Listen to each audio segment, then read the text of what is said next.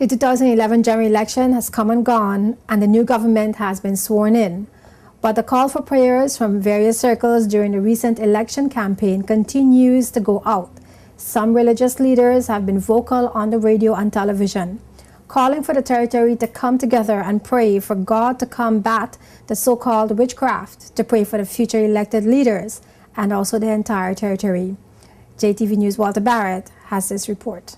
Much has been said during this year's election, and several themes dominated throughout the 2011 campaign, but perhaps none was as constant and as prevalent as the call by several churches for prayer. There has been an open perception that the occult has overshadowed the campaign, as allegations have come out that obeah was being used to assure victory for some, and a handful of pastors came out in opposition of the actions, calling the territory to pray against any demonic practice that may have been in fact taking place. On the most recent episode of JTV's live talk show Speak Your Mind, which aired the Saturday before Election Day, Pastors Ricketts and George of Virgin Gorda and Bishop Klein of Tortola made earnest calls for the territory to pray before the elections, that God would intervene and the right party would be elected. One of the several callers on the program shared an experience she said she had involving a headless goat, which she said she passed by while on her way to her destination, and then upon her return, the goat had been removed. You know, I'm not a Christian, but on Thursday night I took a drive to a particular district because I wanted to hear what a candidate was saying. You know, and on my way there, I saw something that startled me. On the side of the road, I saw a white headless goat. No. You know, like, no, you didn't. Are you kidding? Sorry? Are you kidding? No, I'm not. You saw a white headless goat? A white headless goat.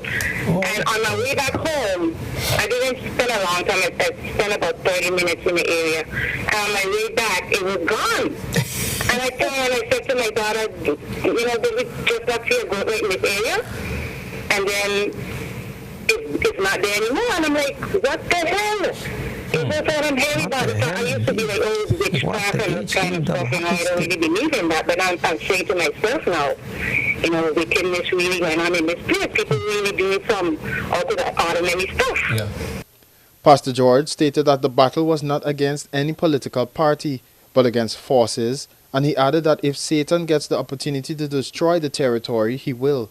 We are here saying God, we know that God honors prayer and fasting, and we as again, to make it clear, we don't wrestle against parties. It's not the VIP or PP or NDP that's we are wrestling. We are wrestling against forces. It is Satan in the earth trying to distort and destroy. John 10 and 10 said, for the enemy come to steal, to kill and destroy. And if he can destroy this country, he certainly will.